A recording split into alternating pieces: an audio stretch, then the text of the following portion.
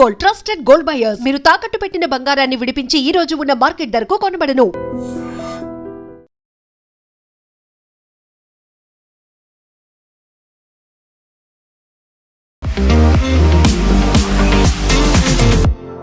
So ప్రతిసారి మోదీ గురించి Trump మాట్లాడుతూనే ఉంటారు. అందులో very good friend, close friend అనేది చెప్తూనే నేను సంతోషంగా లేను, నన్ను హ్యాపీగా ఉంచడానికి ఆయన ప్రయత్నాలు చేస్తున్నారు అంటే వాట్ డస్ ఇట్ మీన్? నిజంగానే మనం ఇంకొకరి కోసమే వర్క్ చేస్తున్నామా? ఇంకొకరిని ప్లీజ్ చేయడానికి, అప్పీలింగ్గా ఉండడానికి?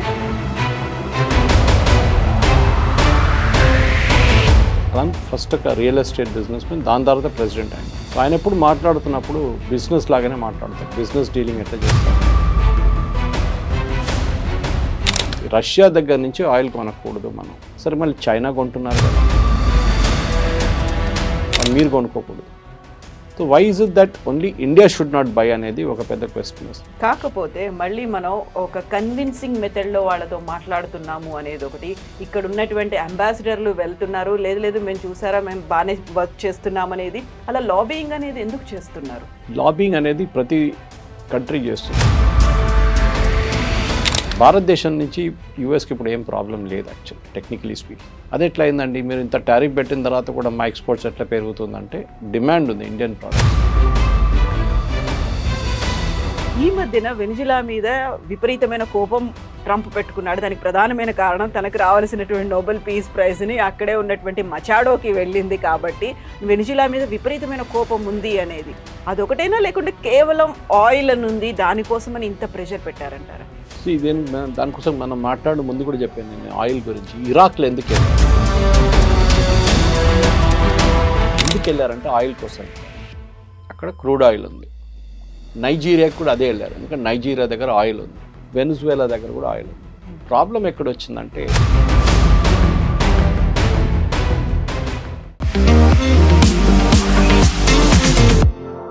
నమస్తే, నేను Kavitha. Welcome to I dream news and నిజాలు. నేను సంతోషంగా లేనని మోదీకి తెలుసు. నన్ను సంతోష పెట్టడానికే ఆయన ప్రయత్నం చేస్తున్నారు. ఒకవేళ రష్యా నుంచి కనుక చమురుని ఇలాగే కొనుగోలు చేస్తే మేము టారిఫ్లను పెంచుతాము. అమెరికా అధ్యక్షుడు డొనాల్డ్ ట్రంప్ చేసినటువంటి వ్యాఖ్యలు ఇవి. నిజంగా ఇంకొక దేశాధ్యక్షుని సంతోష పెట్టడానికే మోదీ ప్రయత్నాలు చేస్తున్నారా? మన దేశ ప్రయోజనాలు ముఖ్యం కాదా? మనతో పాటుగా ఉన్నారు సీనియర్ జర్నలిస్ట్ సురేష్ కొచ్చతిల్ గారు. సార్ నమస్తే. సో ప్రతిసారి మోదీ గురించి ట్రంప్ మాట్లాడుతూనే ఉంటారు. అందులో very good friend, close friend అనేది చెప్తూనే నేను సంతోషంగా లేను, నన్ను హ్యాపీగా ఉంచడానికి ఆయన ప్రయత్నాలు చేస్తున్నారు అంటే వాట్ డస్ ఇట్ మీన్? నిజంగానే మనం ఇంకొకరి కోసమే వర్క్ చేస్తున్నామా? ఇంకొకరిని ప్లీజ్ చేయడానికి, అప్పీలింగ్గా ఉండడానికే? ట్రంప్ ఒక బిజినెస్ మ్యాన్. మీరు క్లింటన్ కానీ, బుష్ కానీ, బైడెన్ లాంటి వాళ్ళు they are not business man, వాళ్ళు పొలిటీషియన్స్. ట్రంప్ ఫస్ట్ ఒక రియల్ ఎస్టేట్ బిజినెస్ మ్యాన్, దాని తర్వాత ప్రెసిడెంట్ అన్నమాట. సో ఆయన ఎప్పుడు మాట్లాడుతున్నప్పుడు బిజినెస్ లాగానే మాట్లాడతారు. బిజినెస్ డీలింగ్ ఎట్లా చేస్తారు? నువ్వు నాతో మంచిగా ఉంటే నేను చూసుకుంటాను, నువ్వు నాతోని గొడవ పెట్టుకుంటే అంతే సంగతి. So that is the logic అనేది. సో ఆయన లాంగ్వేజ్ కూడా అదే. ఆయనకి ఏంటంటే రష్యా దగ్గర నుంచి ఆయిల్ కొనకూడదు మనం. దీనికన్నా ముందు కూడా చాలాసార్లు డిబేట్ చేశాం దీని మీద. సరే, మళ్ళీ చైనా కొంటున్నారు కదా, అది డిఫరెంట్. యూరోప్ కొంటున్నారు కదా మనకనే ఎక్కువ, అది డిఫరెంట్. కానీ మీరు కొనుక్కోకూడదు. So why is it that only India should not buy అనేది ఒక పెద్ద క్వశ్చన్ వస్తుంది. ఎందుకంటే ఇండియా ఆయిల్ ఒక్కటే కాదు కొనేది రష్యా దగ్గర నుంచి. మన మిలిటరీ ఎక్విప్మెంట్ కూడా చాలా మటుకు దీనికన్నా ముందు కొన్నాం. S-400 కొన్నాం నాడుమీట్లో.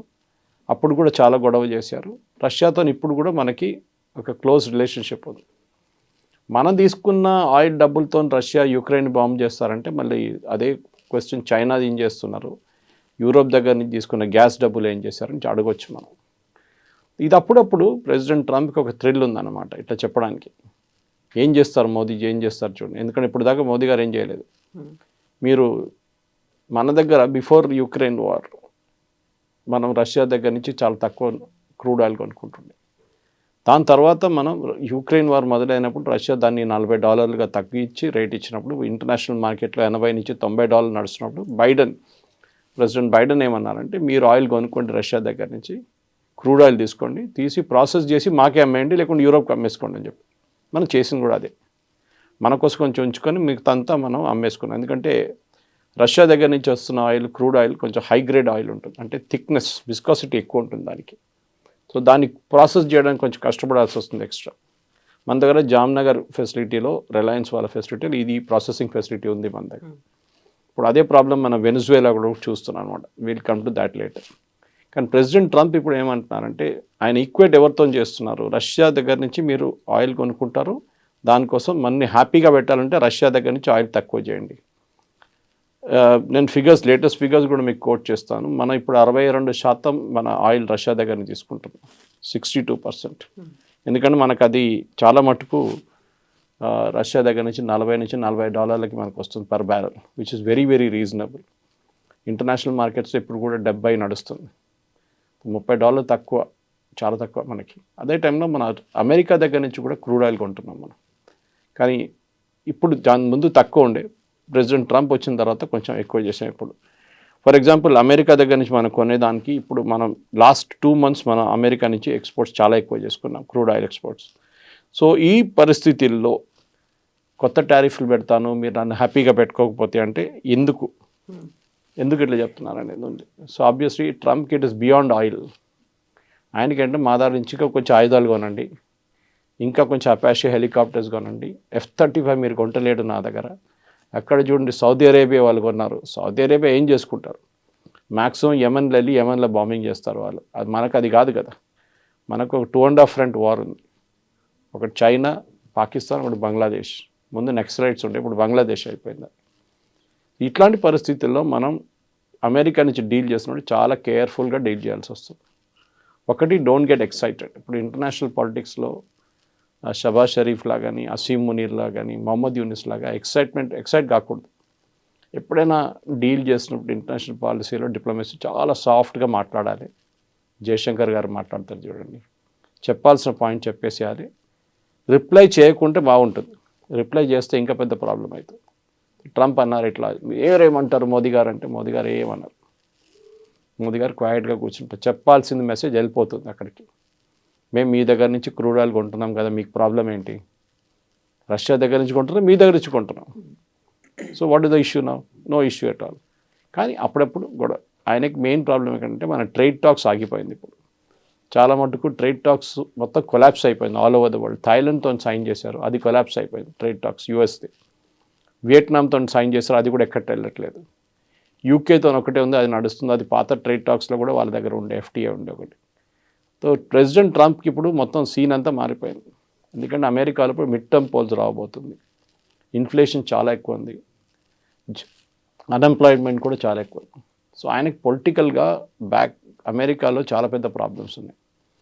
అది కాకుండా మనం చూస్తున్నాం H-1B వీసా కానివ్వండి, ఆయన చెప్పిన మట్టుకు అక్కడ ఉన్న అమెరికన్లో ఉన్న ఇండియన్స్ అని కాదు, ఎవరైనా వీసా మీద చిన్న చిన్న వయలేషన్స్ చేస్తే కూడా వాళ్ళని పంపించేస్తున్నారట. If your driving under the influence కానివ్వండి, లేకుంటే ఏదైనా ట్రేడ్లో మన ఏం చెప్తారు, మీరు ట్రాఫిక్ వైలేషన్ చేస్తే దాన్ని కూడా వేసుకుంటున్నారు వాళ్ళు. అన్ని పట్టుకు బయట పంపించేస్తున్నారు వాళ్ళు. So this is not correct technically speaking. కానీ అది నడుస్తుంది, అది ఏం చేయలేము మనం ఇప్పటికైతే. ఈ మెయిన్గా ప్రెసిడెంట్ ట్రంప్తో డీల్ చేస్తున్నప్పుడు we should be A transactional person. సరే మేము కొనట్లేదా, ఎంత కొన్నాం, మేము 12% కొన్నాం పోయిన నెలలో, సరే ఈ నెల 14 కొంటాం, హ్యాపీ చాలా నెక్స్ట్ స్టెప్. ఇట్లా వెళ్తుందన్నమాట. మనం ఇది చేసుకుంటూ వెళ్తున్నప్పుడే దీని మెయిన్ రీజన్ అమెరికాతో డీల్ చేసేది ఒక డిప్లొమాటిక్ సొల్యూషన్గా ఉంటుంది. కాకపోతే మళ్ళీ మనం ఒక కన్విన్సింగ్ మెథడ్లో వాళ్ళతో మాట్లాడుతున్నాము అనేది ఒకటి. ఇక్కడ ఉన్నటువంటి అంబాసిడర్లు వెళ్తున్నారు, లేదు మేము చూసారా, మేము బాగానే వర్క్ చేస్తున్నాం అనేది. అలా లాబియింగ్ అనేది ఎందుకు చేస్తున్నారు? లాబింగ్ అనేది ప్రతి కంట్రీ చేస్తుందండి. ఓకే, ఇప్పుడు లాబింగ్ ఎవరు చేయట్లేదు. ఆ వర్డ్ ఎక్కడి నుంచి వచ్చిందంటే, ఈ హోటల్ లాబీలో వెయిట్ చేస్తున్న కొంతమంది PR వాళ్ళు ఉంటారు, పబ్లిక్ రిలేషన్స్ వాళ్ళు. సో ఈ సెనేటర్స్ కానీ సీనియర్ పొలిటీషియన్స్ అంతా హోటల్లో ఉన్నప్పుడు, ఏదైనా కాన్ఫరెన్స్కి వచ్చినప్పుడు వీళ్ళు లాబీలో వెయిట్ చేస్తారు. లేకుంటే క్యాపిటల్ హిల్ వాళ్ళ పార్లమెంట్ అనొచ్చు, అక్కడ ఉన్నప్పుడు అక్కడ లాబీలో వెయిట్ చేస్తారు వాళ్ళు. అక్కడ వాళ్ళు దిగి వచ్చినప్పుడు వాళ్ళని కౌట్ చేసి వాళ్ళ దగ్గర మాట్లాడి, మా పాయింట్ ఆఫ్ వ్యూ ఇది ఉందండి చూసుకోండి అని చెప్పేసి. భారతదేశం నుంచి యూఎస్కి ఇప్పుడు ఏం ప్రాబ్లం లేదు యాక్చువల్లీ, టెక్నికలీ స్పీకింగ్. మనకు కూడా ఇష్యూ లేదు. మన డిసెంబర్ ఫిగర్స్ ఇంకా రాలేదు, కానీ November exports very high, specially to the US. అది ఎట్లా అయిందండి, మీరు ఇంత టారిఫ్ పెట్టిన తర్వాత కూడా మా ఎక్స్పోర్ట్స్ ఎట్లా పెరుగుతుందంటే, డిమాండ్ ఉంది ఇండియన్ ప్రోడక్ట్స్కి. నడిమిట్లో ప్రెసిడెంట్ ట్రంప్ 50 ఇండియన్ ప్రోడక్ట్స్ మీద టారిఫ్ తగ్గించేశారు క్వైట్గా ఒక 2 నెలల ముందు. Spices, tea, basmati rice. ఎందుకంటే అక్కడ కన్జ్యూమ్ చేస్తున్న అమెరికన్ పాపులేషన్ దీని టారిఫ్ కడుతున్నారు. సో నేను దీంట్లో ముందు కూడా ఎక్స్ప్లెయిన్ చేశాను. $10 ఒక ప్రోడక్ట్ మనం ఇక్కడి నుంచి పంపిస్తే 50% టారిఫ్ పెడితే అది $15 అయిపోతుంది. దాని తర్వాత రీటైలర్ ఆయన మార్జిన్ పెట్టి $16-17 అమ్ముతాడు. ఈ డిఫరెన్స్ ఎవరు కడుతున్నారు? $8 ఎక్స్ట్రా, $8 ఎక్స్ట్రాస్ని ఎవరు కడుతున్నారు? ఫస్ట్ ఎవరు ఇంపోర్ట్ చేస్తున్నారు వాళ్ళు కడుతున్నారు కంపెనీ. దాని తర్వాత వాళ్ళు టార్గెట్ కానీ వాల్మార్ట్కి పంపించినప్పుడు వాళ్ళ దగ్గర నుంచి కూడా అది కలెక్ట్ చేసుకుంటున్నారు. ఫైనలీ కన్జ్యూమర్ కడుతున్నారు. సో యూఎస్ కన్జ్యూమర్కి $10 దొరికే ఒక ప్రోడక్ట్ ఇప్పుడు $17 వస్తుంది. అందువల్ల $600 బిలియన్ వాళ్ళకి వచ్చాయని కూడా చెప్పుకుంటున్నారు కదా. ఎవరి దగ్గర నుంచి? వాళ్ళ సిటిజన్స్ దగ్గర నుంచే గుంజుకున్నారు. ఆలోచించండి. ఎమ్మెల్యే ఏమంటున్నాడు, మీకు కావాలంటే నేను కొంచెం రిలీఫ్ ఇస్తాను, ట్యాక్స్ రిలీఫ్ ఇస్తానంట. అంటే మీ దగ్గర నుంచి డబ్బులు తీసుకొని మీకే రిటర్న్ ఇస్తున్నారంట. అది ఎక్కడ లాజిక్ అండి? అర్థం కాదు. సో కాబట్టి మెయిన్ థింగ్ ఏంటంటే అమెరికాతో డీల్ చేసినప్పుడు ట్రాన్సాక్షనల్గా మాట్లాడుతున్నప్పుడు ట్రాన్సాక్షనల్గా మాట్లాడాలి మనం. ఇంకే లాంగ్వేజ్లో మాట్లాడకూడదు. అమెరికాతో ఉన్న డిప్లొమసీ మీరు బుష్ టైంలో కానీ, క్లింటన్ టైంలో కానీ, ఒబామా టైంలో కానీ, బైడెన్ టైంలో కానీ చాలా డిఫరెంట్గా ఉండే. అది మనతో ఒక్కరితో కాదు, అన్ని దేశాలతో అదే నడుస్తుంది. ట్రంప్ ఫస్ట్ టర్మ్లో ఐ లవ్ పుటిన్ అన్నారు. I love north Korean dictator Kim Jong Un నా క్లోజ్ ఫ్రెండ్ అన్నారు. వెళ్ళి కలిశారు కూడా ఇద్దరు. ఆయనకి ఎట్లా అంటే ఒక ఐడియోసింక్రనీస్ వస్తుంది. ఆయనకి ఒక లోకంలో నేనే కంట్రోల్ చేయాలి, అందరు నన్ను గుర్తుపెట్టుకోవాలి. So this is what his logic is. So మనం కూడా అదే లాజిక్లో ఆడాలి గేమ్ కూడా.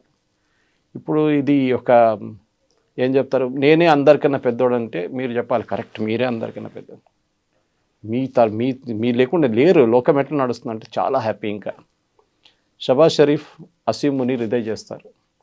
అక్కడ వైట్ హౌస్కి వెళ్ళి పాట పాడతారు ట్రంప్ది, you are the greatest, you are the greatest, you అని ఈగో మసాజ్ చేస్తున్నారు అన్నమాట. మనం అది ఎక్కువ చేయట్లేదు, మోదీ గారు చేయరు కూడా. అది టారిఫ్ పెట్టినప్పుడు ట్రంప్ ఏమనుకున్నారంటే మనం ప్యానిక్ అయిపోతాం, అయ్యో అమ్మో అని కొట్టుకుంటాం అనుకున్నాం, కానీ జరగలేదు. We were very quiet, okay no problem, tariff వేసారుగా చూసుకుందాం. We expanded our market. Shrimp మనం లోకల్గా అమ్మడం మొదలుపెట్టాం, యూరోపియన్ మార్కెట్స్ తీసుకెళ్ళాం. కీటెక్స్ లాంటి కంపెనీస్ డొమెస్టిక్ మార్కెట్ అప్రోచ్ అయ్యారు, దాని కాకుండా యూరోపియన్ మార్కెట్ చూసుకున్నారు. ఇప్పుడేమో అమెరికా నుంచి వాపస్ వాళ్ళ ప్రోడక్ట్స్ వాళ్ళే పిలుస్తున్నారు, మాకు బంగ్లాదేశ్ డ్రెస్సులు వద్దు, మీరే పంపించండి అని చెప్పేసి. క్వాలిటీ ఆల్సో మ్యాటర్స్ అన్నమాట. సో మనం టెన్షన్ పెడక్కర్లేదు. కీప్ మీ హ్యాపీ అంటే we will keep you happy, no problem. ఆయనకి ఏంటంటే ఎక్కడ మినరల్స్ దొరుకుతుందో, ఎక్కడ ఆయిల్ దొరుకుతుందో, ఎక్కడ నా క్రిప్టో కరెన్సీ కంపెనీలో ఎవరు ఇన్వెస్ట్ చేస్తారో వాళ్ళందరూ మంచోళ్ళు. ఇదే మడూరో వెనజువేలన్ ప్రెసిడెంట్ ఒక $100 బిలియన్ ట్రంప్ కంపెనీలో పెట్టారనుకోండి, ఇప్పుడు దాకా ఆయన అక్కడ ప్రెసిడెంట్గానే ఉండిపోతుండే వెనజువేలాది. అన్ని సాత్కూన్ మాఫ్ అంటారు కదా, అలా అన్ని పోయేవి. కరెక్ట్. ఇది so this is what it is all about. End of the day Trump politics చాలా క్లియర్. ఆయనకు తెలుసు ఆయన ఉండబోయే 4 సంవత్సరాలు. దీని తర్వాత నెక్స్ట్ ప్రెసిడెంట్ ఎవరు వస్తారో తెలియదు. వాళ్ళు వచ్చిన పాలసీ కంటిన్యూ కావాలని లేదు. యూరోపియన్స్ ఇప్పుడు ఏం అనట్లేదు. కియర్ స్టామర్ కూడా డిప్లొమాటిక్లీ అక్కడ లేని ఇక్కడ లేని అట్లా మాట్లాడుతున్నారు. అమెరికాలో ఉన్న ఆయన ఏమి అన్నారు, వెస్టర్న్ హెమిస్ఫియర్ వైపు ఎవరు రాకూడదు, సో ఈ keep away from western hemisphere. మనం ఇప్పుడు యుఎస్ ఆయిల్ కొంటున్నప్పుడు మనం ఎంత దూరం నుంచి తీసుకొస్తున్నాం ఆలోచించండి. Geographically it is very far. మనం సౌదీ అరేబియా దగ్గర నుంచో, లేకుంటే బహ్రెయిన్ దగ్గర నుంచో, ఖతార్ దగ్గర నుంచి న్యాచురల్ గ్యాస్ కొనుక్కుంటే మనకు చాలా దగ్గర, 3 రోజులు వచ్చేస్తుంది మనకి షిప్. అది కాదు కదా, అమెరికా నుంచి రావాలి, మొత్తం తిరిగి రావాలి. So it takes a long time and cost కూడా చాలా ఎక్కువ. కానీ అప్పుడప్పుడు we have to keep America happy, అదొక పాలసీ. బట్ మనం అంత సటిల్గా ఉండాల్సినటువంటి అవసరం ఏముంది? అంత కామ్గా సైలెంట్గా ఉండి బోల్డ్ అని క్వశ్చన్స్ ఉన్నాయి, దేని గురించి మాట్లాడకుండా ప్రతిసారి మనల్ని ప్రొవోక్ చేస్తున్నట్టుగా ఉంటే, నాట్ ఓన్లీ మోదీ, మొత్తం భారతదేశాన్ని అంతా అలా ప్రొవోక్ చేస్తున్నట్టుగా ఉంటే కామ్గానే పని చేసుకుంటూ వెళ్తున్నాం, ఇది కాకపోతే ఇంకోటి అన్నట్టుంటే అక్కడ బోల్డ్ అని క్వశ్చన్స్ వస్తున్నాయి. ఆన్సరబుల్గా ఉన్నారా, అకౌంటబిలిటీ ఉందా అనేది ఉంది. ఆ తర్వాత ఇప్పుడు వెరీ రీసెంట్గా వెనిజువేలా మీద అటాక్ చేసి అక్కడ ఉన్నటువంటి ప్రైమ్ మినిస్టర్ని పట్టుకెళ్ళిపోతే మనం ఏం మాట్లాడకుండానే అలాగే సైలెంట్ స్పెక్టేటర్స్ లాగా ఎందుకున్నారు, why we are not taking any stand అనేది వస్తుంది కదా. అది అమెరికా అంటే భయమా అనేటువంటి క్వశ్చన్లు కూడా ఉన్నాయి కదా. Why should be take a stand? Venezuelan president మనకేమైనా పెద్ద పని ఏం చేసి పెట్టారు? ఏం చేయలేదు కదా. ఇన్ఫ్యాక్ట్ మన దగ్గర ఉన్న ఓఎన్జీసీది ఒక ఇంటర్నేషనల్ ఆర్మ్ది అక్కడ డ్రిల్ చేస్తున్న కంపెనీ డబ్బులు మనకి ఇంకా రాలేదు. రోజుకి 5,000 బ్యారెల్ ఇస్తున్నారు, అది మనకు రాలేదు లాస్ట్ 5 సంవత్సరాల్లో. వాళ్ళ ప్రాబ్లమ్స్ వాళ్ళకు ఉందిలే, అది సపరేట్. సో మన ఎందుకు వెనిజువేలన్ ప్రెసిడెంట్ పట్టుకెళ్తే పెట్టుకెళ్ళారు కథ, మన ప్రెసిడెంట్ పట్టుకెళ్ళలేదు కదా. Why should be react? We will react. Suppose Asim మున్నీని పట్టుకెళ్ళారు అనుకోండి, then we will react to it. అరే మీరు చేసిన తప్పని చెప్తాం అప్పుడు, ఎందుకంటే పాకిస్తాన్ దగ్గరే కదా, ఒక ఇంపాక్ట్ ఉంది. ఎక్కడో ఉన్న వెనిజువేలాలో ఎవరు రియాక్ట్ అయ్యారు చూడండి, లోకంలో ఏ కంట్రీస్ రియాక్ట్ అయ్యారు? లాటిన్ అమెరికాలో 2-3 కంట్రీస్ రియాక్ట్ చేశారు. క్యూబా రియాక్ట్ చేశారు, ఎందుకంటే వాళ్ళ 32 body guards who are protecting Maduro, వాళ్ళు చంపేశారు యుఎస్ ఫోర్సెస్. మిగతా ఎవరు యూరోపియన్ నేషన్స్ చూడండి, ఎవరు మాట్లాడలేదు, యుఎన్ మాట్లాడలేదు. Why should you? దీనికన్నా ముందు కూడా యుఎస్ ఫస్ట్ టైం చేస్తున్నారు కాదు కదా. ఏం చేశారు సద్దాం హుసేన్తో? ఇదే పని చేశారు కదా. అఫ్కోర్స్ కిడ్నాప్ చేసి తీసుకెళ్ళలేదు, కానీ అక్కడే అరెస్ట్ చేసి వెపన్స్ ఆఫ్ మాస్ డిస్ట్రక్షన్ అని చెప్పి లాస్ట్ నాన్ని చంపేశారు. లిబియాలో అక్కడున్న లోకల్ సిటిజన్స్తోని గదాఫీని చంపేశారు. సొమాలియాలో ఇదే చేశారు ఫస్ట్. వియట్నాంలో ఏం చేశారు మనకు తెలిసింది, అక్కడ ఓడిపోయారు అమెరికా చేస్తుందని అన్నిటికీ మనం రియాక్ట్ కాకలేదు. దట్స్ వై సార్ డిప్లొమసీలో చాలా ఇంపార్టెంట్ కవిత గారు, that you should learn how to keep your mouth shut. మీరు ఎక్కువ మాట్లాడి స్పాయిల్ చేయకుండా క్వైట్లీ మీకు చెప్పాల్సిన పాయింట్ డైరెక్ట్గా చెప్పేసేయండి, పబ్లిక్ చెప్పక్కర్లేదు. ఈ ప్రశ్నలు అడుగుతుంది ఎవరైనా, నా ఫస్ట్ క్వశ్చన్ ఎవరు? ఇక్కడున్న local politicians, opposition parties. Exactly. America అంత డిక్టేటర్షిప్ చూపిస్తూ ఉంటే మనం ఏమీ మాట్లాడట్లేదు, అదే అమెరికా అందరి మీద అటాక్ చేస్తుంది. వాట్ ఇఫ్ మన మీద కూడా అలాంటి శాంక్షన్స్ ఇప్పటికే ఉన్నాయి, టారిఫ్లు ఉన్నాయి, అలాంటి ఒక ప్రెషర్ అనేది మన మీద కూడా తీసుకొస్తే? అదే వాజ్పేయి గారు పాత వీడియో నిన్న బయటకు వచ్చింది ఒకసారి, అది వైరల్ అయింది. ఇప్పుడు పోఖ్రాన్ బ్లాస్ట్ చేసే ముందు అమెరికా చాలా ప్రెషర్ పెడుతుండే మన మీద. మన్మోహన్ సింగ్ టైంలో కూడా మనం చూసాం, ఇది నరసింహారావు టైంలో కూడా చూసాం. We were ready with a nuclear test. అమెరికాకి ఎట్లనో తెలిసిపోయింది, అది ప్రెషర్ పెట్టి ఆపేశారు. అప్పుడు మనం ఏమైనా చెప్పామా? అమెరికా మా మీద ప్రెషర్ పెట్టింది, అది చేసింది, ఇది చేసింది, ఏం చెప్పలేదు. నరసింహారావు గారు క్వైట్గా ఉన్నారు. ఆ లెసన్ నేర్చుకున్నాము. So what did you do? Vajpayee గారు వచ్చినప్పుడు అదే న్యూక్లియర్ టెస్ట్ మళ్ళీ మొదలు పెట్టాం. కానీ ఏం చేసాం? పొద్దున పూట పని చేయకుండా రాత్రిపూట పని చేసాం. ఇప్పుడు శాటిలైట్స్, ఓవర్ హెడ్ శాటిలైట్, దాన్ని డిటెక్ట్ చేయలేక, అండ్ సడన్గా జరిగినప్పుడు సిఏఏలో పెద్ద ఒక భూకంపం వచ్చింది. ఇది ఎట్లా జరిగింది? మనకు తెలియకుండా ఇండియా ఎట్లా చేశారు ఇదంతా? ఎందుకంటే ఒక న్యూక్లియర్ టెస్ట్ చేయడానికి చిన్న పని కాదు, దివాళీ పటాక కాదు. చాలా మటుకు గ్రౌండ్ వర్క్ ఉంటుంది, డ్రిల్లింగ్ వర్క్ ఉంటుంది, అన్నీ నడుస్తుంది. కానీ ఏం తెలియకుండా పొద్దున్న చూస్తే ఆ గ్రౌండ్ అంతా క్లియర్గా ఉంది. రాత్రిపూట మళ్ళీ మన వాళ్ళు తవ్వుతున్నారు, పొద్దున పూట మళ్ళీ మట్టేసి కవర్ చేసేస్తున్నారు. ఇట్లా చేసుకుంటే చాలా రోజుల తర్వాత టెస్ట్ జరిగింది. George Fernandes was the defence minister, Abdul Kalam గారు was the head of DRDO టైంలో. వాజ్పేయి గారు చెప్పారు స్ట్రెంగ్త్. ఎందుకంటే నాకు అప్పుడు కూడా స్వామి వివేకానంద ఒక కోట్ గుర్తొస్తుంది. స్వామి వివేకానంద అన్నారు, ఇప్పుడు చాలా సంవత్సరాలు ఉంది ఆయన ఉన్నప్పుడే, దట్ స్ట్రెంగ్త్ ఇస్ రెస్పెక్టెడ్. ఎవరైనా హూ హెస్ గాట్ స్ట్రెంగ్త్ వాళ్ళని రెస్పెక్ట్ చేస్తారు, వీక్ ఉన్న వాళ్ళని ఎవరు పట్టించుకోరు. దాన్ని మీరు లా ఆఫ్ ద జంగిల్ కూడా అని చెప్పొచ్చు. లా ఆఫ్ ద జంగిల్ చాలా క్లియర్. అక్కడున్న వీక్ ఉన్న యానిమల్స్ని పులి తినేస్తుంది, లేకుంటే సింహం తినేస్తుంది. మనం చెప్పొచ్చు, అరే పాపం ఎందుకు చేస్తున్నారు, అది కూడా ఉంటే అది కూడా యానిమలే కాదంటే కాదు. That's a law of the jungle. The strongest will survive. So మన స్ట్రెంగ్త్ మనం పెట్టుకొని చాలా మటుకు ఎక్కడో ఏదో జరిగితే మనం కామెంట్ చేయక్కర్లేదు. ఓకే, మడూరో హెస్ డన్ అస్ నో ఫేవర్. ఒకటే ఫేవర్ ఏంటంటే సత్యసాయిబాబా డివోటీ ఉండే, వాళ్ళ wife was more of a devotee. పెళ్ళి కన్నా ముందు కూడా వచ్చి కలిసి వెళ్ళారు సత్యసాయిబాబాతో. దాని తర్వాత వాళ్ళ ప్రెసిడెన్షియల్ ప్యాలెస్లో కూడా పెద్ద ఒక ఫోటో ఉందంట. అంతే, that is only Indian connection he has. ఆఫ్రికాలో చాలా డిక్టేటర్స్ ఉన్నారు కదా కవిత గారు, పెద్ద పెద్ద డిక్టేటర్. ఇదీ అమీన్ నుంచి మనం చూసుకుంటూ వస్తున్నాం. ఇటువైపు తక్కువనా? లాటిన్ అమెరికాలో అయితే ఫుల్ ఆఫ్ డిక్టేటర్స్. డానియల్ ఆర్టెగా నుంచి మీరు ఫిడెల్ కాస్ట్రో ఉన్నారు ముందు.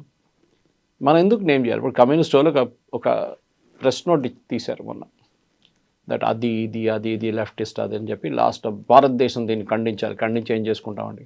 ఎవడు పట్టించుకోరు. ఎక్కడో సాలిడారిటీ అనేది ఏం అక్కడ డస్ట్బిన్లో పడేస్తారు, ఎవరు చూడరు కూడా. What America doesn't care, world doesn't care. దానికోసం యూకే ఏమన్నారు, యూకే ప్రైమ్ మినిస్టర్ చేసిన తప్పే కానీ okay let us forget it. ఎందుకంటే మడూరో is not a Jesus Christ. ఆయన చేసిన పనులు మనందరికి తెలిసిందే. అట్లాంటి చాలామంది డిక్టేటర్, పినోషే ఉన్నారు చిలేల ముందు. నేను స్కూల్లో చదువుతున్నప్పుడు నాకు గుర్తుంది. ఆ టైంలో నాకు ఒక పెన్ ఫ్రెండ్ ఉండే అక్కడ. ఆయన దట్ అబ్బాయి used to send me stamps అక్కడ జరుగుతున్న అత్యాచారాల గురించి రాస్తుండే. So I was wondering how is able to do it. నేను అప్పుడు హై స్కూల్లో ఉన్నాను ఆ టైంలో. అట్లాంటి పరిస్థితి నుంచి ఆఫ్రికా నుంచి చూడండి, లాటిన్ అమెరికా చూడండి, అన్స్టేబుల్ రెజ్యూమ్స్ ఉంటుంది అక్కడ అన్ని. కొలంబియా తక్కువనండి కవిత గారు, వీళ్ళకంటే పెద్ద ప్రాబ్లం కొలంబియా. ప్రెసిడెంట్ ట్రంప్ కొలంబియాతో డీల్ చేస్తారు, తర్వాత చేస్తారు డెఫినెట్గా. ఇరాన్లో ఏం జరుగుతుంది? ఇరాన్లో ఉన్న అయత్తోళ్ళు చేసిన గొడవ, అక్కడ వాళ్ళ ప్రజల మీద చేస్తున్న ఫైరింగ్ అంతా ఈసారి ఎందుకు జరగట్లేదు? ఇప్పుడు జరుగుతున్న ప్రొటెస్ట్లో వాళ్ళ ప్రెసిడెంట్ అంటున్నారు కరెక్ట్, ఒక ప్రాబ్లం ఉంది, మన రియాల్ మొత్తం డివాల్యూ అయిపోయింది, అసలు ద వర్త్లెస్ పేపర్, కానీ నేనేం చేయలేను, నీళ్ళు లేదు నేనేం చేయలేను, ఫ్యూయల్ షార్టేజెస్ ఉంది నేనేం చేయలేను, మీరందరూ కొంచెం ఓపిక ఉంచుకొని చేద్దామేమన్నా మనం. ఆ స్టేట్కి వచ్చేసారన్నమాట. ఎందుకంటే అమెరికన్ ప్రెసిడెంట్ డొనాల్డ్ ట్రంప్ ఒక వార్నింగ్ ఇచ్చారు, వీఆర్ లాక్డ్ అండ్ రెడీ, అంటే గన్ లాక్ చేసి వీఆర్ రెడీ, అంటే మిమ్మల్ని కూడా కావాలంటే దించేస్తాం. ఆల్రెడీ షా ఆఫ్ ఇరాన్ కొడుకు, old Shah of Iran Pahlavi కొడుకు మొన్న స్టేట్మెంట్ ఇచ్చారు that we should bring back democracy to Iran. మా ఇరాన్లో ఎప్పుడు డెమోక్రసీ లేకుండే, ఈవెన్ షా ఆఫ్ ఇరాన్ ఉన్నప్పుడు డెమోక్రసీ లేకుండే, it is far more liberal regime. అక్కడ కూడా ఒక చేంజ్ ఆఫ్ రెజ్యూమ్ రావబోతుంది. సో మనం దీని గురించి ఫస్ట్ టైం వింటున్నప్పుడు ఆలోచిస్తాం, ఇది ఫస్ట్ టైం చాలా ఘోరమైంది, చాలా బాగా. ఆర్టేగాతో ఏం చేశారండి, డానియల్ ఆర్టేగా నికరాగుతో ఇదే పని చేశారు కదా. ఇట్లాంటి చాలా మటుకు యూఎస్ కిడ్నాప్ చేసి తీసుకెళ్ళిన చాలామంది ఉన్నారు నేతలు, కానీ అదంతా మన హిస్టరీలో మర్చిపోయాం. ఇప్పుడు ఈ టెలివిజన్ ఏజ్లో, సోషల్ మీడియా ఏజ్లో మనకి ఇదంతా బయటకు వస్తుంది. లేకుంటే ఆయన్ని పట్టుకెళ్ళే ఫోటో కానీ ఎక్కడైనా కానీ, సద్దాం హుసేన్ ఫోటో మీకు ఎక్కడైనా కనిపించింది? ఏదో అక్కడెక్కడ 2-3 వీడియోలు కనిపిస్తుంది అంతే. ఆ టైంలో సోషల్ మీడియా లేకుండే. గద్దాఫీ ఫోటోలు అయితే అస్సలు కనిపించదు మీకు. ఇక్కడ ఎందుకంటే ఆయన యూఎస్ షిప్లో తీసుకెళ్తున్నాడు, నేవల్ షిప్ తీసుకెళ్తున్నా, ఆ ఫోటో పట్టినప్పుడు అది వైరల్ అయిపోయింది వీడియో. దాంతో ఇప్పుడు కోర్టులో ప్రొడ్యూస్ చేస్తున్నాం, మళ్ళీ ఆ వీడియో వైరల్ అవుతుంది.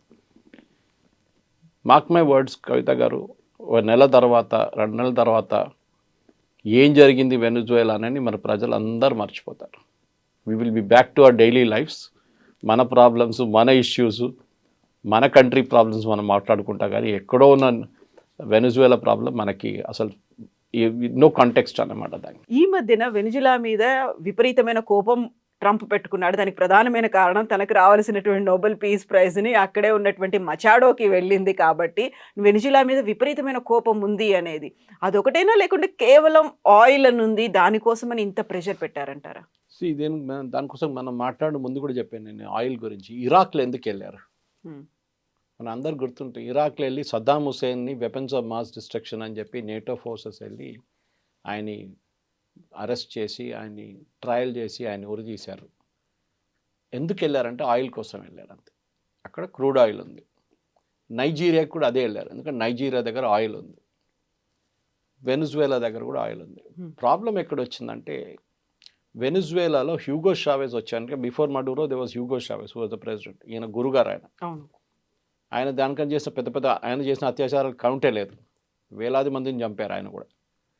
ప్రజలు చాలామంది, ఆల్మోస్ట్ ఐ థింక్ 70,000 మంది వెనుజువేలా నుంచి పారిపోయి చాలా దేశాలకు పారిపోయారు. ఓకే, అక్కడ తట్టుకోలేక అనమాట. అక్కడ ఉన్న కల్చర్, గవర్నమెంటు వాళ్ళ మీద క్రాక్ డౌన్ కానీ, అరెస్ట్ చేయడం, చంపేయడం, ఎక్స్ట్రా జ్యుడిషియల్ కిల్లింగ్స్లో. సో దానికన్నా ముందు అమెరికా చాలా మట్టుకు అక్కడ ఉన్న లాటిన్ అమెరికాలో ఉన్న డిక్టేటర్స్ని చాలామందిని వాళ్ళు ఎంకరేజ్ చేశారు. దాని హిస్టరీ సపరేట్ ఉంది. కెనడీ టైం నుంచి చూసుకుంటూ వస్తే మీరు ఈ హ్యూగో షావేజ్ వచ్చే ముందు అక్కడ వెనుజువేలాలో ఉన్న ఆయిల్ కంపెనీస్ అంతా అమెరికన్ కంపెనీస్ నడిపిస్తుంటాయి. అంటే వెనుజువేలా దగ్గర ఉన్న oil 330 billion barrels, which is higher than Saudi Arabia. కానీ they are not the number 1 producer, number 26 ఎంతో ఉన్నారు ప్రొడ్యూసర్. ఎందుకంటే వాళ్ళ దగ్గర ఎక్విప్మెంట్ లేదు ఆయిల్ డ్రిల్ చేసి బయటకు తీయడానికి. నేను చెప్పాను చూడండి, it's very heavy oil, Venezuelan oil. Versus US shale oil ఉంటుంది, బ్రిటన్ దగ్గర లైట్ స్వీట్ క్రూడ్ ఉంటుంది. సో దీన్ని రీఫైన్ చేయడానికి ఉన్న కావాల్సిన కెపాసిటీ వాళ్ళ దగ్గర లేదు. డ్రిల్ చేసి బయటకు తీయడానికి ఉన్న కెపాసిటీ కూడా లేదు. పాత ఎక్విప్మెంట్ ఉంది వాళ్ళ దగ్గర, రష్యన్ టైం నుంచి ఉన్న ఎక్విప్మెంట్ ఉంది. దాని తర్వాత చైనీస్ వాళ్ళు ఏదో తీసుకొచ్చి పెట్టారు, అది కూడా పనిచేయట్లేదు. సో అప్పుడున్న అమెరికన్ కంపెనీస్, షెవ్రాన్ ఉండొచ్చు, ఎక్సాన్ మొబైల్ ఉండొచ్చు, వీళ్ళందరూ ఆ టైంలో చాలా డబ్బులు పెట్టి ప్రాస్పెక్ట్ చేసేసి ఆయిల్ డ్రిల్లింగ్లో మనకు అందరు తెలిసిందే, ఇప్పుడు మన బోర్వెల్ లాగానే తవ్వుతే నీళ్ళు వస్తుందో లేదో తెలియదు, వస్తే మంచిది. 100 ఆయిల్ వెల్ డ్రిల్ చేస్తే ప్రాస్పెక్ట్ చేస్తే దాంట్లో 10లో ఆయిల్ కనిపిస్తుంది, 5 నుంచి ఆయిల్ ఎక్స్ట్రాక్ట్ చేసుకోవచ్చు కమర్షియల్గా. కానీ ఆ 90 వెల్స్ కాస్ట్ ఎవరు? అది వీళ్ళే సాయించాలి, వీళ్ళ పైప్ నుంచే పోతుంది, లాస్ అది.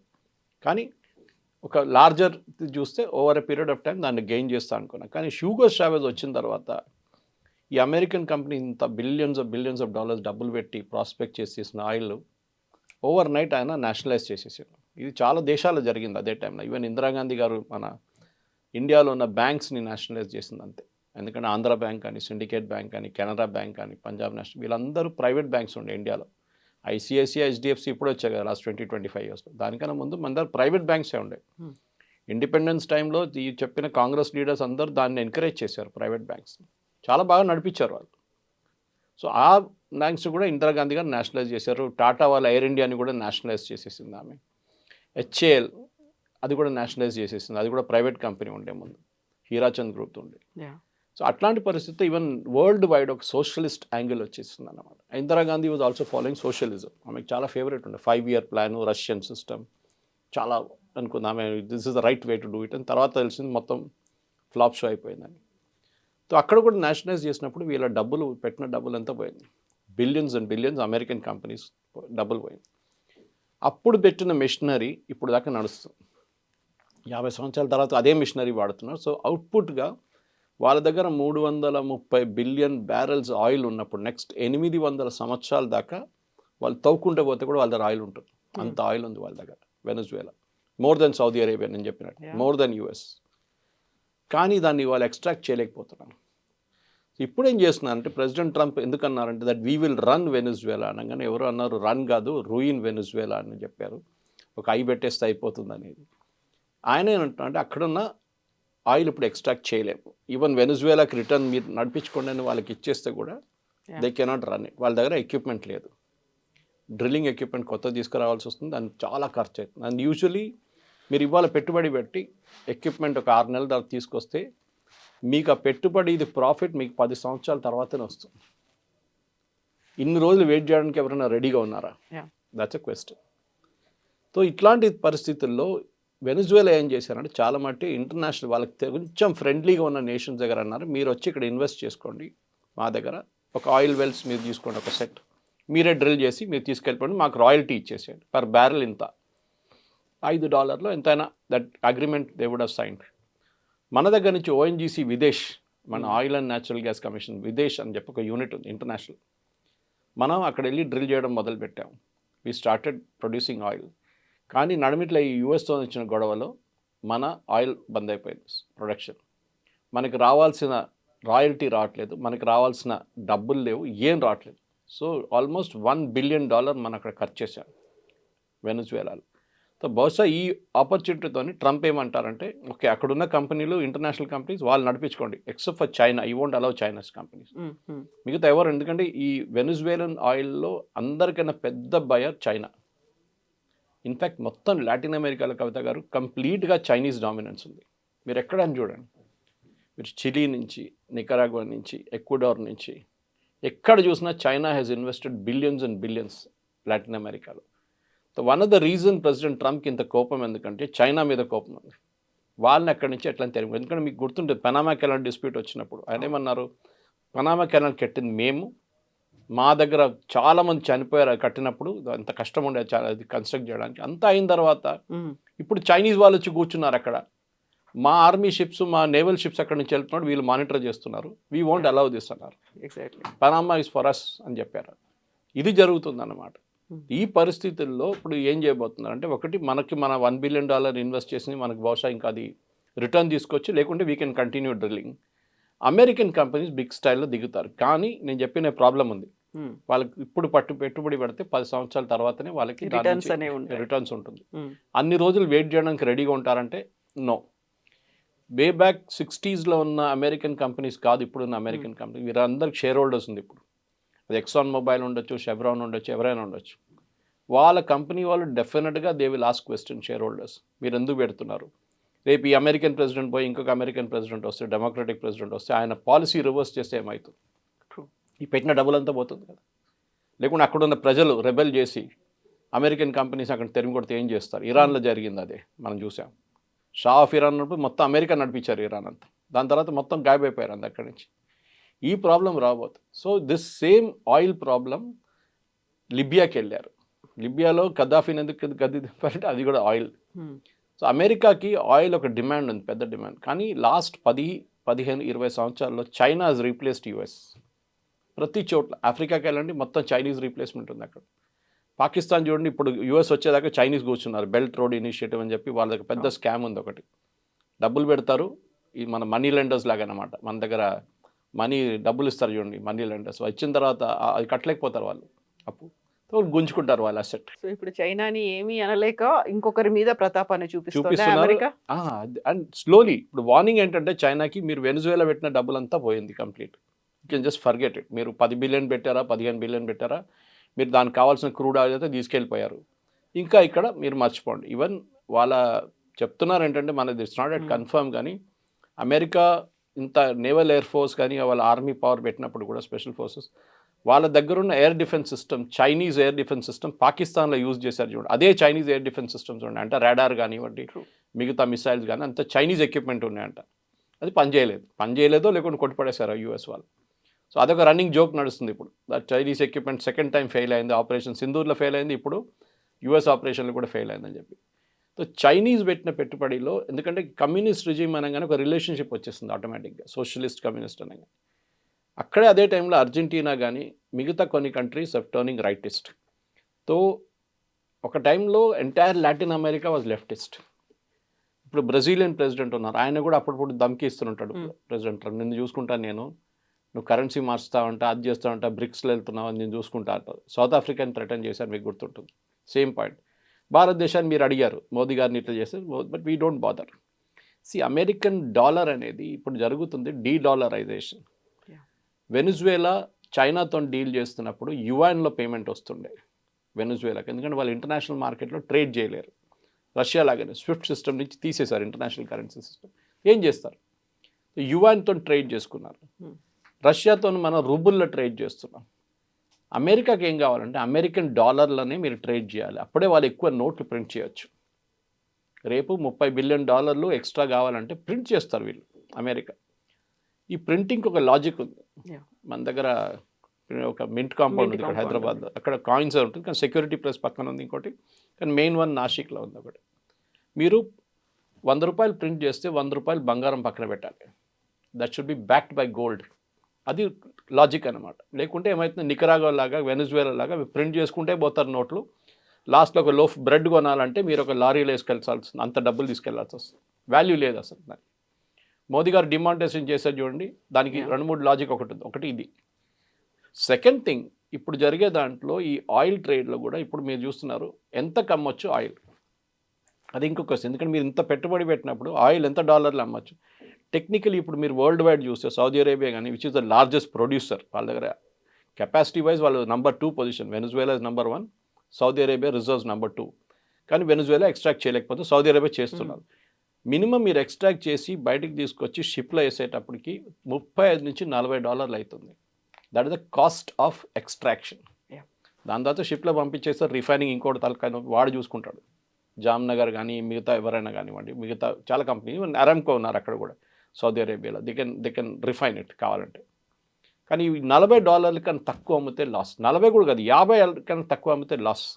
దట్ ఈస్ వై మన రష్యా దగ్గర నుంచి కొనుక్కుంటాం. అన్నిటికంటే పెద్ద హిట్ అయింది సౌదీ అరేబియా.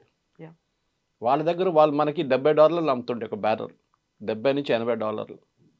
ఇప్పుడు ఏమైంది, now they are not able to sell to India. భారతదేశాన్ని అమ్మలేకపోతారు, వాళ్ళు ప్రెషర్ పెడుతున్నారు యూఎస్ మీద. ఇప్పుడు ఆలోచించండి, connect the dots now. President Trump is not speaking for US. మీరు రష్యా దగ్గర నుంచి బంద్ చేస్తే మీరు ఎక్కడి నుంచి కొనాలి? ఐదర్ ఈ బై ఫ్రమ్ యూఎస్ ఆర్ ఈ buy from Saudi Arabia. Saudi Arabia నుంచి కొంటే మళ్ళీ మనకు $70 వచ్చేసి మన రేట్లు పెరిగిపోతుంది మన దగ్గర. ఇది ఇంటర్నేషనల్ పాలిటిక్స్లో జరుగుతుంది. మనం ఒక పెద్ద నెక్సెస్ ఉంది. ఎందుకంటే మళ్ళీ సౌదీ అరేబియా F-35 కొనాలంటే వాళ్ళ దగ్గర డబ్బులు ఉండాలి. F-35 కొనాలంటే డబ్బులు ఉండాలంటే వాళ్ళు ఆయిల్ అమ్మాలి. ఆయిల్ అమ్మాలంటే మనలాంటి, ఎందుకంటే వరల్డ్లో number 2 top most consumers of oil China and India. China ఇప్పుడు ఏం చేస్తున్నాం నేను చెప్పినట్లు వాళ్ళు ఎక్కడ దొరికితే అక్కడి నుంచి కొనేసుకుంటున్నారు. నైజీరియా నుంచి వెనుజువేలా నుంచి ఏ కంట్రీ వాళ్ళకు సహాయం చేస్తుందో వాళ్ళ దగ్గర నుంచి కొంటున్నారు. They are dictating the rates and terms. మనం చేయలేకపోతున్నాం ఎందుకంటే మనకి అంత పెట్టుబడి పెట్టడానికి మన దగ్గర కెపాసిటీ లేదు. రెండోది మనకి ఇంట్రెస్ట్ కూడా లేదు ఎందుకంటే రిస్కీ అది అంతా. ఇప్పుడు చూసాం వెనుజువేలా ఇంత పెట్టిన తర్వాత ఒక్కరోజు రాత్రి కాదు పోయింది మొత్తం వాళ్ళ ఇన్వెస్ట్మెంట్ అంతా.